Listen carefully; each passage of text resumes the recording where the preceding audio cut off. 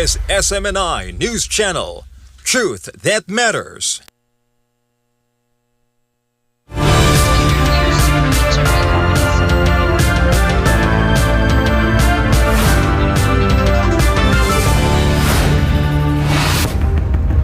In the headlines, U.S. War Secretary Pete Hegseth is urging allies to secure global waterways as the Hormuz crisis deepens. President Trump praised Poland's commitment but criticized Australia for its limited role in recent regional security operations. Israeli Prime Minister Benjamin Netanyahu vowed that forces will not withdraw from Lebanon in a new video address. Netanyahu declared an expanded security zone as a non-negotiable condition for any permanent peace deal.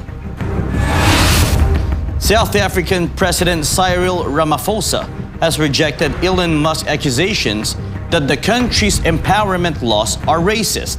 Ramaphosa defended the legislation as a constitutional necessity to redress the injustices of apartheid. TEPCO has resumed operations at the world's largest nuclear power plant in Niigata Prefecture. The move aims to stabilize Japan's energy supply amid the extreme uncertainty in global oil markets. The Philippine government is facing international backlash over its dependence on U.S. approval for energy purchases. Critics blasted the administration after it confirmed it sought Washington's nod before buying Russian oil to ease local shortages. And in sports, World Athletics has rejected multiple nationality transfer requests for elite athletes seeking to represent Turkey. Officials blocked the switches of 11 stars, including Jamaican gold medalists, citing concerns over coordinated government recruitment. I am Franco Baranda. Newsline World starts now.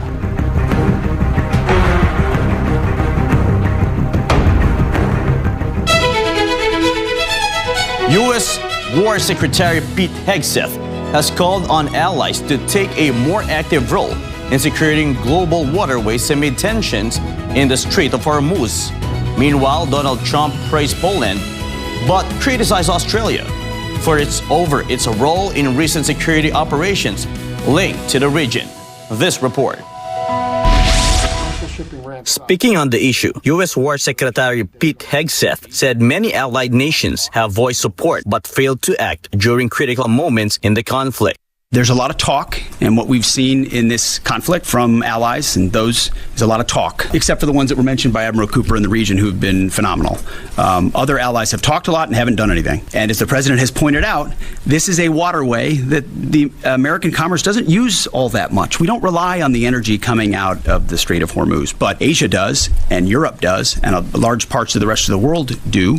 And so their ability to muster a collective defense or a clearing of the straits would be a wonderful thing. And we hear and see the talk about it, but when shots were fired and those countries were needed the most, they weren't there. He emphasized that while the United States has taken the lead in maintaining security, countries that depend heavily on the Middle Eastern energy, particularly in Asia and Europe, should contribute more to protecting key shipping routes. But you can't live in a world in perpetuity, and this is a message to the rest of the world and our allies, where you just rely on America to continually do the heavy lifting. Despite the criticism, Hegseth said Washington remains open to greater allied participation once operations stabilize. The remark highlights a growing pressure on U.S. partners to increase their role in global security amid ongoing tensions affecting vital trade corridors. Meanwhile, Trump defended inviting Poland to a recent G20-related meeting in Washington, describing it as a strong and reliable ally. Well, Poland's a great country. We like it a lot. We're friends with Poland. The president is doing a great job, so we invited him. However, he criticized Australia, saying it failed to provide support during heightened tensions in the Strait of Hormuz. Well, I'm not happy with Australia because they were not there when we asked them to be there. So Australia, What did you ask for? Australia was another one. They were not there, having to do with Hormuz, the Hormuz. Trump also referenced defense spending, noting Australia's contribution falls short of higher targets he has pushed for among allies. The remarks reflect ongoing tensions between Washington and its partners over burden sharing and participation in global security efforts. China has pushed back against planned U.S. sanctions targeting buyers of Iranian oil, including Chinese entities. Ministry spokesperson Guo Jiakun said Beijing firmly opposes unilateral sanctions. 中方一贯反对没有国际法依据、未经联合国安理会授权的非法单边制裁。 The remarks come amid escalating tensions over energy trade and ongoing disputes involving Iran. China has repeatedly called for a dialogue and adherence to international law as disagreements over sanctions continue to strain global relations. In a defiant video address, Israeli Prime Minister Benjamin Netanyahu declared that Israeli forces will not withdraw from Lebanon, instead maintaining an expanded security zone as a prerequisite for any permanent peace deal. More on this from Verhil Parba. As a 10-day ceasefire between Israel and Lebanon officially took effect at midnight, Prime Minister Benjamin Netanyahu made it clear that a cessation of hostilities does not mean a return to previous borders. Netanyahu announced that the IDF will remain in expanded security belt stretching from the Mediterranean Sea to the Syrian border, encompassing Mount Dov and the approaches to Mount Hermon. The Prime Minister explicitly rejected Hezbollah's core demands for a full withdrawal and a quiet-to-quiet arrangement. He argued that the war of revival has fundamentally shifted the balance of power, citing the elimination of Hassan Nasrallah and the neutralization of Hezbollah's massive rocket stockpile as the leverage that forced Lebanon to the negotiating table for the first time in 40 years. כדי להשיג את הפסקת האש, חיזבאללה התעקש על שני תנאים. התנאי ראשון, ישראל חייבת לסגת מכל שטחה של לבנון, עד הגבול הבינלאומי. תנאי שני, הפסקת אש במתכונת שקט תמורת שקט. לא הסכמתי לא לזה ולא לזה, ואכן שני התנאים האלה אינם מתקיימים. אנחנו נשארים בלבנון ברצועת ביטחון מעובה. זה לא 5 הנקודות שהיו לפני שהגעת הערים. זה רצועת ביטחון שמתחילה בים וממשיכה עד הר דוב ומבואות החרמון עד גבול סוריה. רצועת ביטחון של 10 קילומטר עובי, שהיא הרבה יותר חזקה, הרבה יותר עצימה, הרבה יותר רצופה והרבה יותר מוצקה ממה שהיה לנו קודם לכן. שם אנחנו נמצאים, אנחנו לא יוצאים.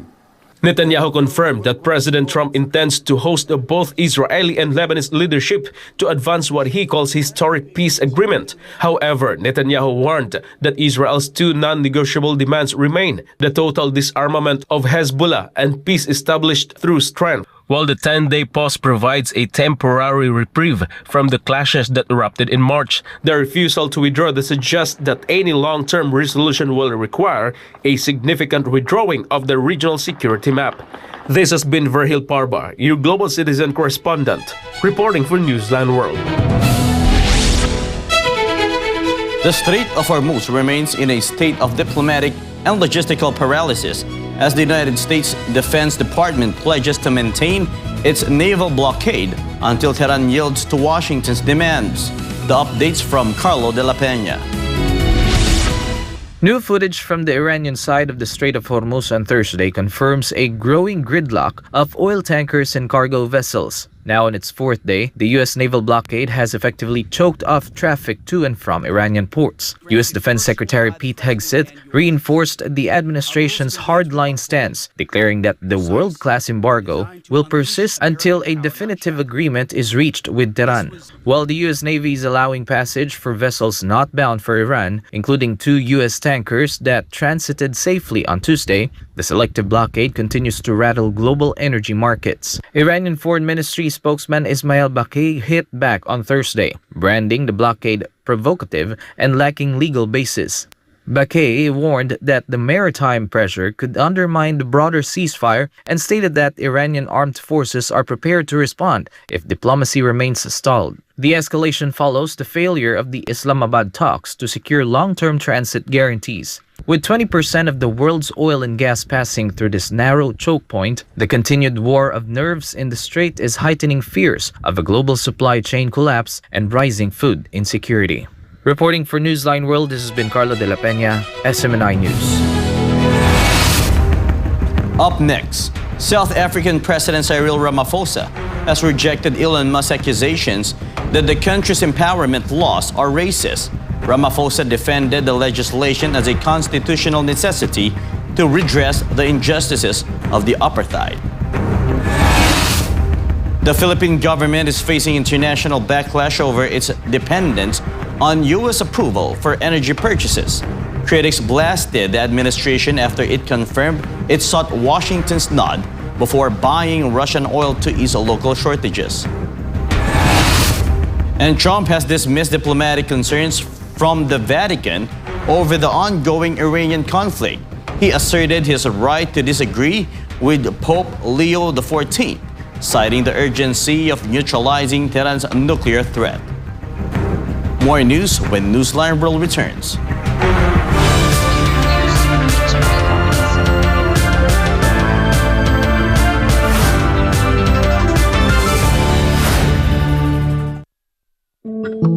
Madalas ka bang napapasobra sa pag-scroll sa phone mo kahit puro masasamang balita ang nakikita mo?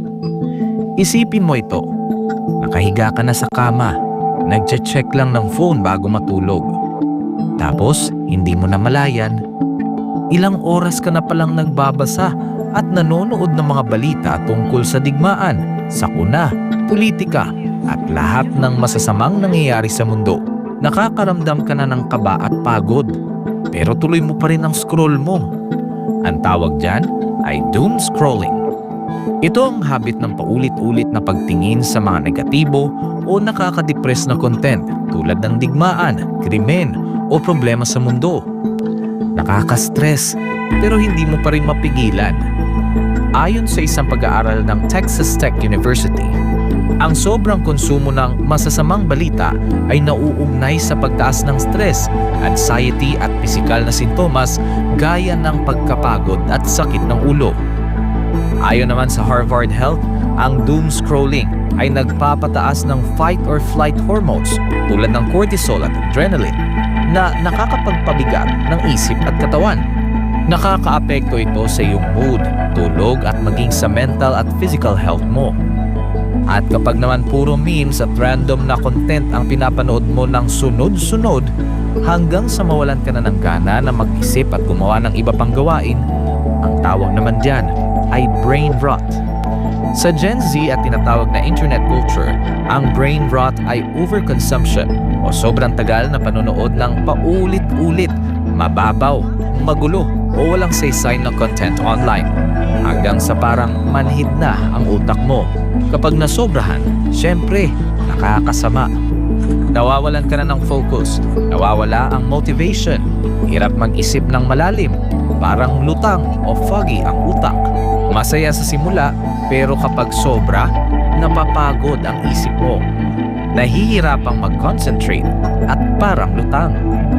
Mas delikado pa ito sa mga bata dahil ang utak nila ay nasa proseso pa ng pag-develop.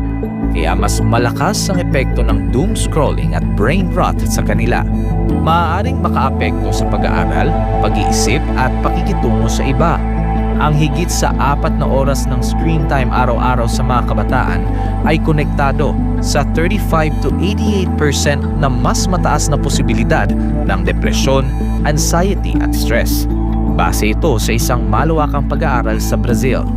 Kaya, maging balanse. Magpahinga sa screen. Magbasa. Makipagkwentuhan. Magdasal. Maging present lagi. Alagaan ang iyong isipan. Kung anong itinatanim sa isipan mo, yun ang lalago.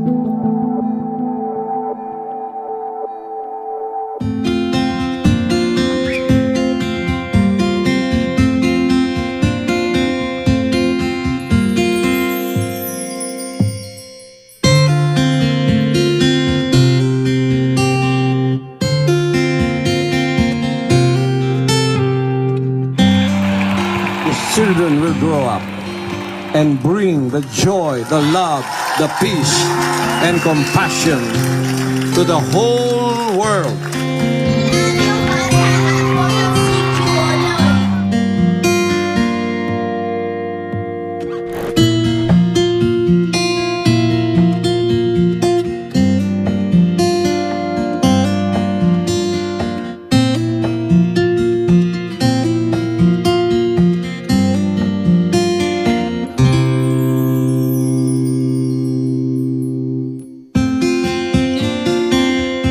We only have one planet.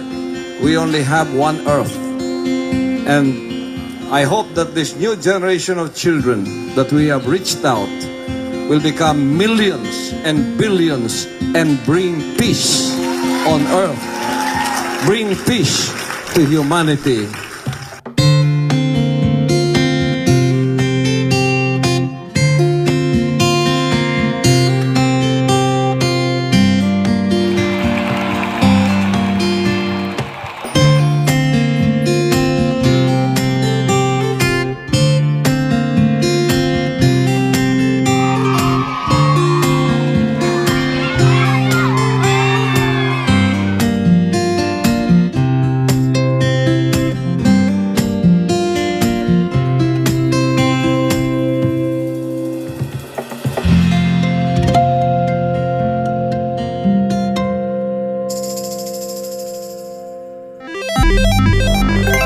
Isang pindot lang, pwede kang maka-jackpot.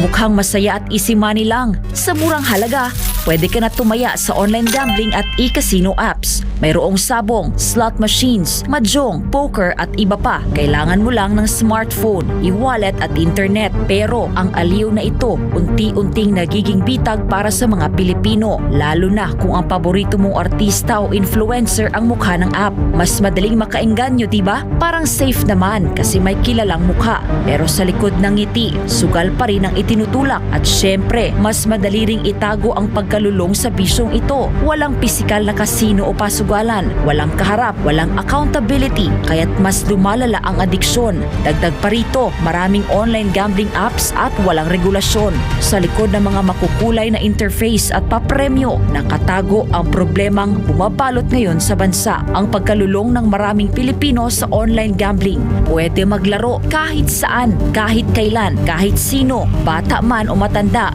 pwedeng malulong.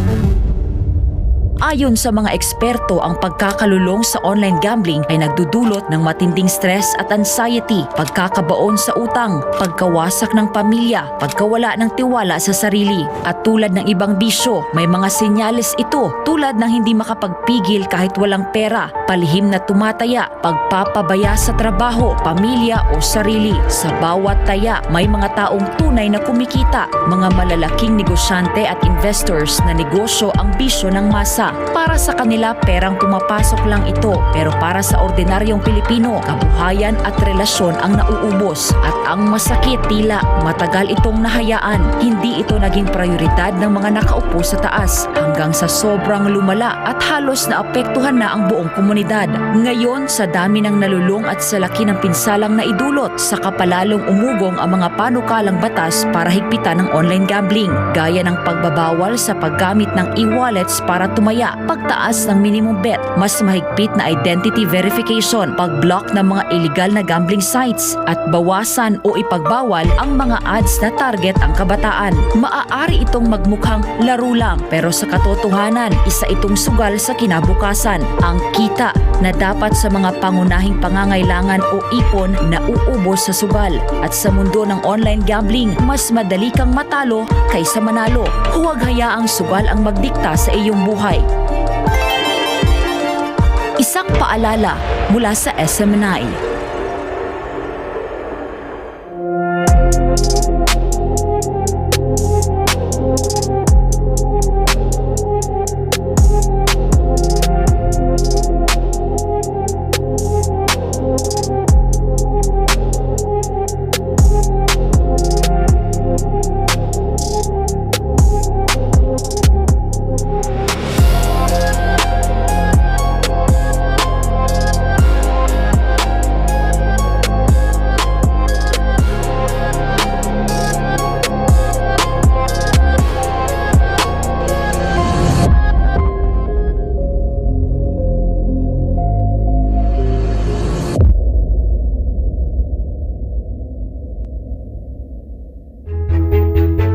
Pagod?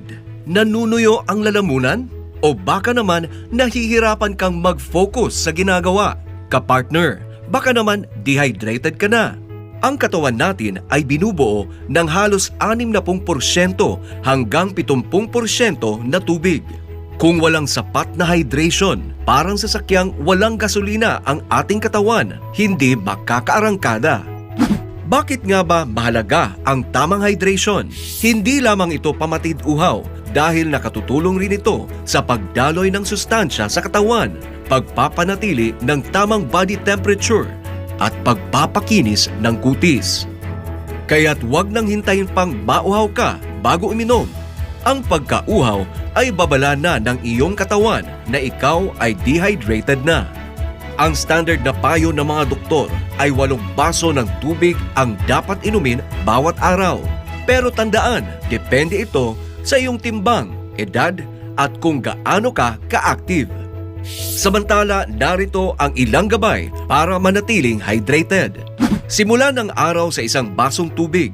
Magbaon ng sariling tumbler para siguradong may maiinom saan man magpunta. At hanggat maaari, piliin ang tubig kaysa mga matatamis na inumin. Kaya mga kapartner, manatiling hydrated para makaiwas sa mas malalang sakit at upang maalagaan ang iyong kalusugan.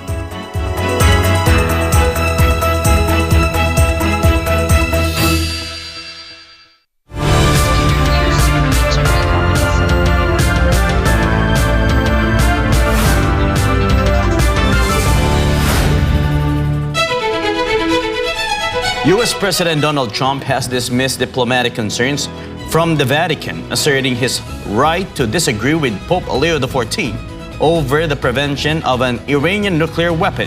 Jane Cudnita reports. The spat between Washington and the Vatican reached a new peak on Friday as President Donald Trump doubled down on his hardline stance against Tehran.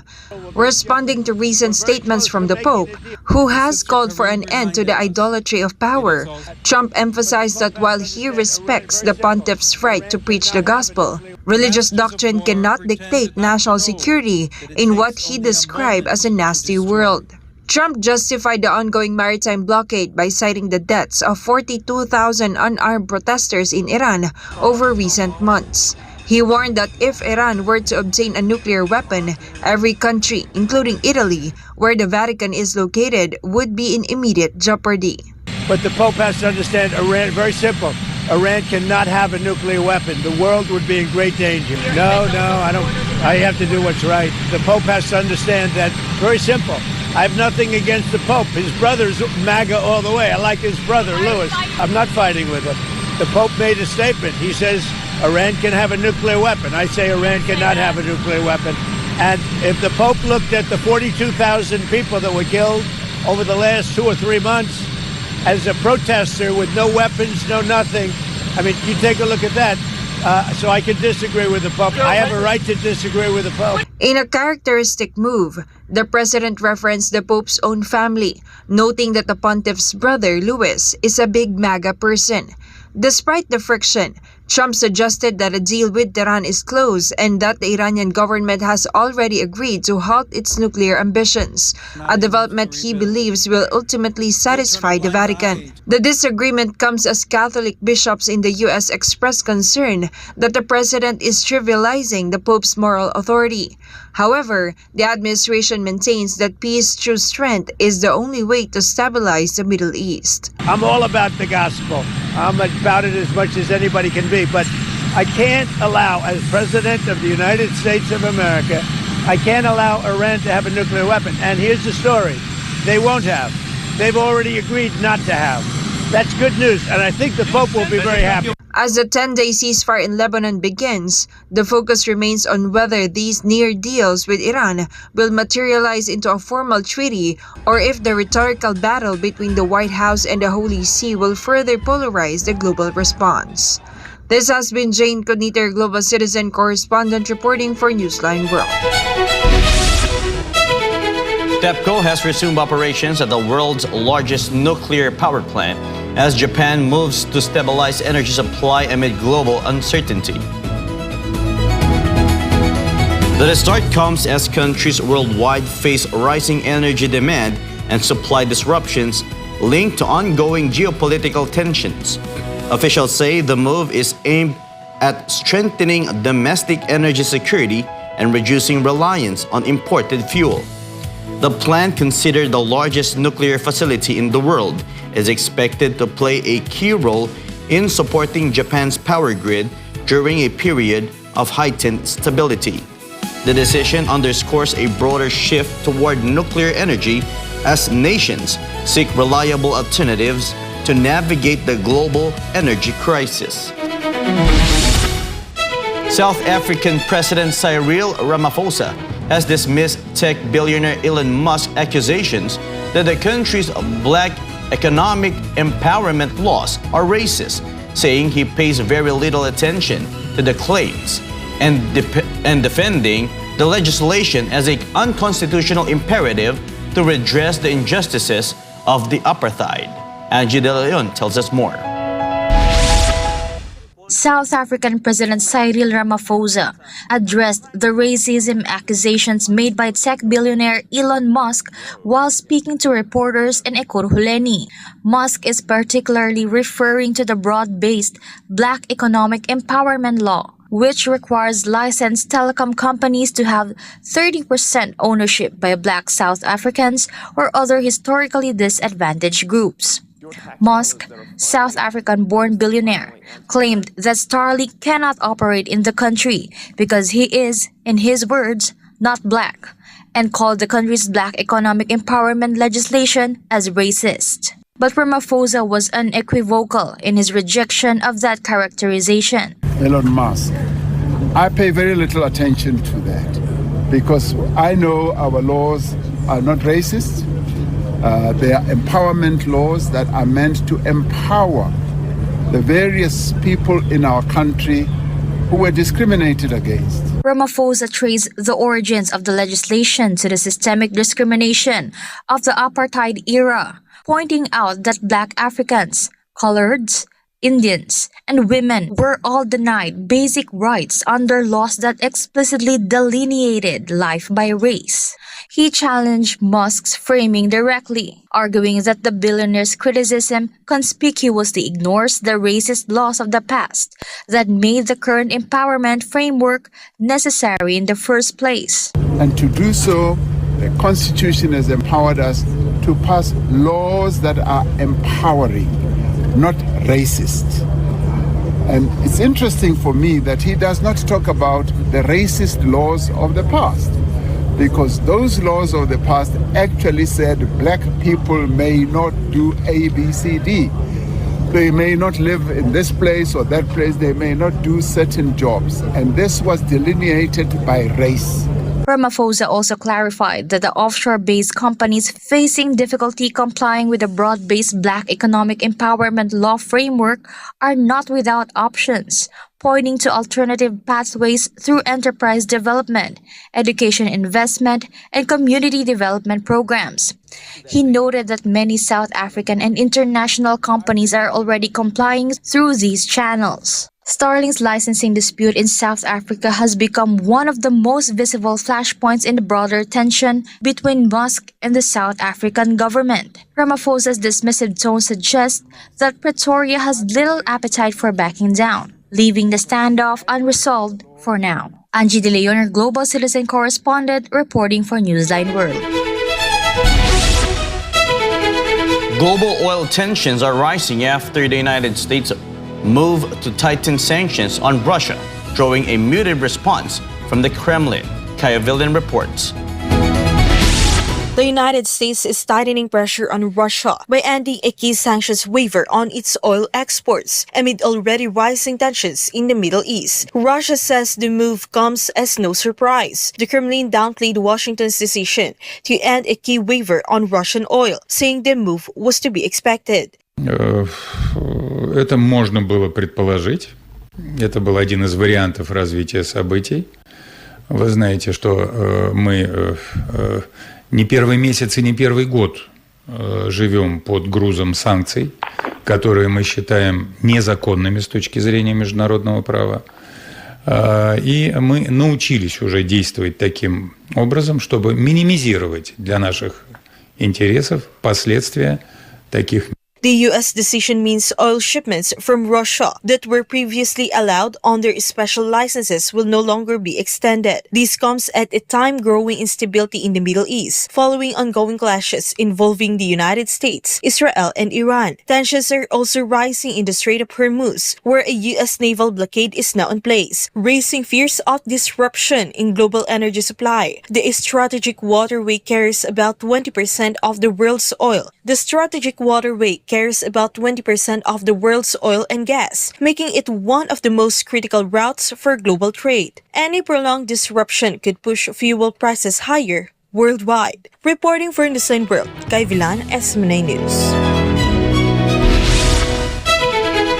The Philippines government is facing a strong criticism from the international community after confirming that it needs approval from the United States before it can purchase additional oil supply from Russia. This report. Energy Secretary Sharon Garin has confirmed that the Philippines is seeking permission from the United States to procure more oil from Russia. According to her, this is due to the escalating tensions in the Middle East, with no clear timeline as to when the conflict will end. The issue has sparked debate online, particularly on the platform X, where users from across the region weighed in. Many foreign netizens expressed their sentiments and questioned the Philippines' limitations in making independent decisions that directly affect its economy and its people. One netizen from Indonesia said this reflects the negative effects of being part of a bloc or alliance. He emphasized that while Indonesia is free to purchase oil from Russia, the Philippines, as a U.S. non-NATO ally, still needs to seek approval from America. Others pointed out the situation as unfortunate for the Philippines. According to him, it would be better not to join any alliance at all. Back home, the issue has also drawn criticism from some political figures. On SMNI's program, former presidential spokesperson and chief legal counsel Salvador Panelo questioned why the Philippines needs to ask permission from the United States. Kasi kung merong agreement na bago ka pumunta sa Russia, kaugnay sa isang trade, kailangan magpaalam ka sa amin kung merong kasunduan na gano'n. Dapat hindi tayo pumasok sa gano'ng kasunduan. Pagkat pag ikaw'y pumasok dyan, parang mo nang sinasabing tutakan itong pinapayagan mo na magdidikta sa'yo. Labag sa ating kasarinlan. Labag yan sa kalayaan ng isang bansa. Kaya nagkamali si Secretary Garindon kung siya ay humihingi ng permiso para bumili ng langis o gas sa Russia. Kung meron mang kasunduan na puwersa siya magsalita ng gano'n, dapat binanatan niya yung kasunduan na yun at hindi pa pwede yun.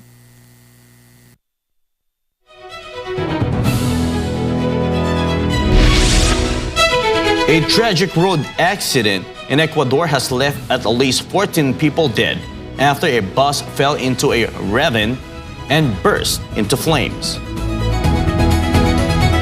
The incident happened Wednesday in Moleturo, a mountainous area in southern Ecuador.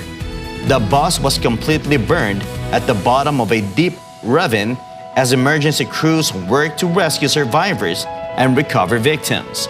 According to firefighters, some passengers were thrown out of the vehicle, with bodies found near a river, while others remained trapped inside as the fire spread. Several survivors were rushed to hospitals, with some reported in critical condition. Authorities believe the driver may have lost control of the bus before it veered off the road. Investigations are ongoing to determine the exact cause of the crash. As the nation mourns, officials are now looking into stricter safety measures to help prevent similar tragedies. Two Vietnamese women have been arrested in Taguig City for allegedly performing aesthetic medical procedures without license. Authorities say the case raises concerns over unregulated cosmetic services in the Philippines. This report from Faith Agustin.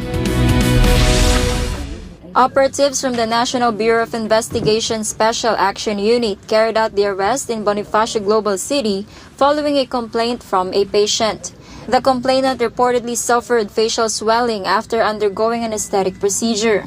NBI Director Attorney Melvin Matibag says the agency continues to monitor cases involving foreign nationals allegedly conducting medical and cosmetic procedures without proper authorization. He stressed that some of these activities include collagen and Botox injections carried out without the required permits, including clearance from the Food and Drug Administration. Hindi lang Vietnamese, iba ring citizenship na mga foreigners na nagpa-practice dito ng medisina. Ito aesthetic na naman, no? Nagko-collagen, Botox, ganyan, na walang pahintulot to practice medicine dito at wala rin silang pahintulot sa FDA kung tama ba yung mga apparently gamot na ginagamit nila. Matibag added that the NBI is also investigating whether an organized group may be behind the operations, noting that similar cases involving Vietnamese nationals have been recorded in the past. Sa ngayon, hindi sila makakatago sa amin na dahil may mga report talaga, eventually may mga magrereklamo. Susundan namin at titingnan namin doon sa mga dati naming nahuli kung ano ang relasyon nila. This has been Faith Agustin, your citizen correspondent reporting for Newsline World. Philippine authorities have confirmed the presence of cyanide aboard a Chinese fishing vessel found near disputed waters, raising alarms over the safety of the country's food supply and the long-term health of its marine ecosystem. The Bureau of Fisheries and Aquatic Resources is now warning of serious and irreversible consequences if the practice goes unchecked. Angie De Leon has the story. Philippine authorities recently confirmed that bottles seized from a Chinese fishing boat near Ayungin Shoal contained cyanide, a highly toxic substance. According to the National Security Council, the chemical is known for causing a rapid poisoning and severe environmental damage, particularly to marine ecosystems. The Bureau of Fisheries and Aquatic Resources explains how the method works and why it is so destructive. Yung epekto po kasi nito, likido po ito na parang ibinubuhos doon sa tubig na kung saan nandun yung mga isda, specifically po doon sa mga coral reef. At kapag ibinuhos ito doon, kinalat ito doon, nahihilo po yung mga isda, napaparelease sila temporarily, kaya madali po silang mahuli. But this comes at a heavy cost to the environment. The damage to coral reefs is severe and long-lasting. Pinapatay nito yung mga tinatawag natin na coral polyps, yung mga papatubo pa lang na mga coral. So kung tuloy-tuloy yung ginagawa ay yung mga organismo sa ilalim ng dagat, particularly yung mga corals, mamatay at nasisira. Beyond environmental damage, cyanide may also leave residue in fish, which could pose health risk when consumed. Posible yung kumbaga yung residue nung cyanide ay mag-accumulate doon sa flesh ng isda. Pero kung babasahin natin ng mga literature, mababa yung panganib, no, na ma-retain ito sa mga tissue ng isda. But just the same, banta pa rin siya sa kalusugan ng tao. The NSC stressed that the use of cyanide in Ayungin Shoal could be considered sabotage, as it may deplete fish stocks in the area, an important food source for Filipino troops stationed there. Meanwhile, China has rejected the allegation, calling it a self-staged stunt and dismissing it as lacking credibility. The BFAR continues to patrol Philippine waters in coordination with local government units and has stepped up its information campaign among fishing communities. Violators face fines ranging from 30,000 pesos to 3 million pesos and imprisonment of 5 to 10 years. BFAR is urging the public and fisher folk to help protect the country's marine resources, stressing that what is at stake goes beyond the environment and cuts directly to the nation's food security. Angie De Leon, your citizen correspondent, reporting for Newsline World.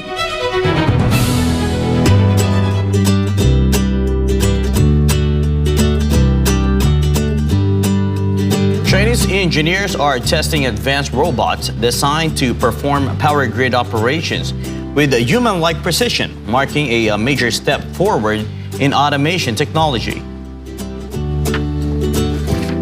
The machines are being developed to handle complex and delicate tests typically carried out by human workers, including maintenance and inspection of critical infrastructure. Developers say the robots are equipped with high-precision sensors and adaptive systems, allowing them to respond to real-time conditions with remarkable accuracy. The testing aims to improve efficiency and safety, particularly in high-risk environments where human intervention can be dangerous. Experts believe such innovations could transform the future of energy management as industries increasingly turn to automation to support essential services.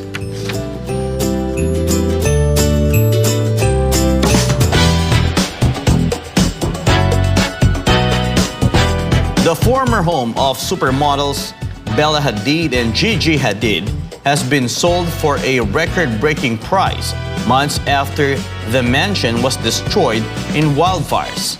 Meanwhile, K-pop group ENHYPEN has officially entered a new chapter as a 6-member act following the departure of Hee-sung. Andres Santos has the showbuzz. The Hadid sisters' 3.25-acre property, once known as the Carbon Canyon Estate, was reduced to ruins during the January 2025 fires in Los Angeles. Despite the destruction, the land fetched an impressive $6.5 million when the sale closed this week. The estate had long been associated with the Hadid family, serving as the childhood home of the two globally recognized models. The high-value sale highlights the continued demand for prime real estate in Los Angeles, even in areas affected by recent wildfire damage. The group signaled the change on Weverse, updating their official group photo to feature only Jae, Jaek, Sunghoon, Suno, Jungwon, and Nikki. Each member also switched their profile images to black and white portraits, a move that fans interpreted as marking a traditional moment for the group.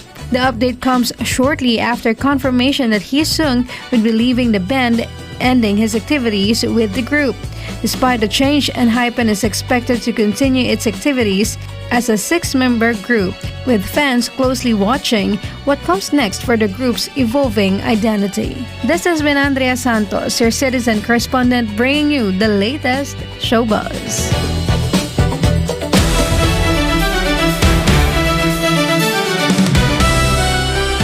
In latest sports updates, World Athletics has rejected multiple nationality transfer requests involving elite athletes seeking to represent Turkey.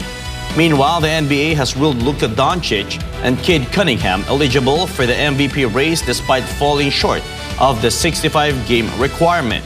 Carlo De La Peña tells us more.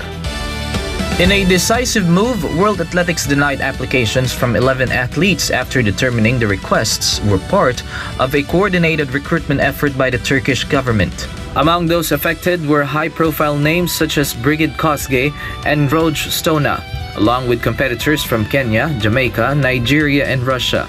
The governing body said the transfers, reportedly backed by lucrative contracts through a state-supported club, risked undermining the integrity of eligibility and nationality rules.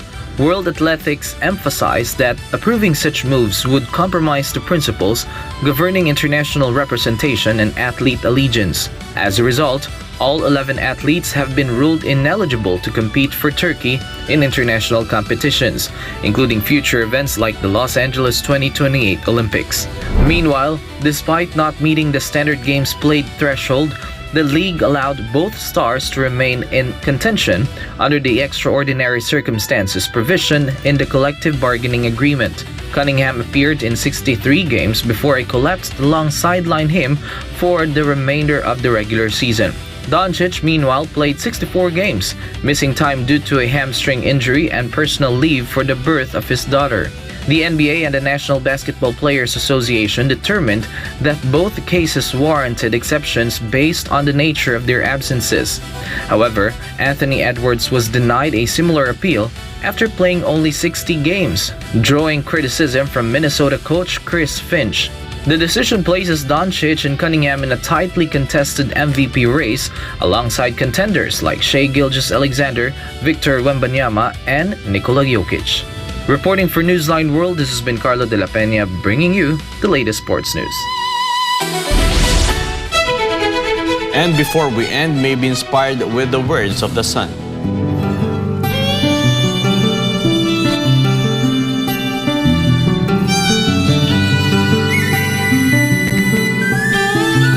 As long as you are sincere in seeking for salvation, the Father will not lead you astray.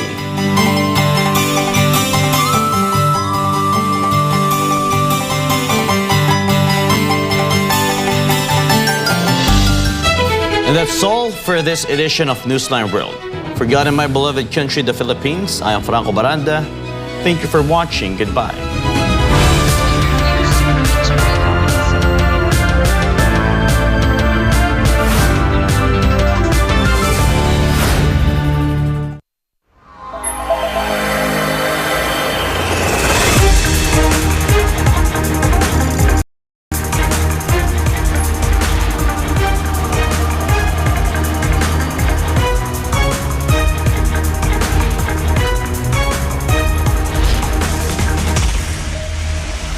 This is SMNI News Channel.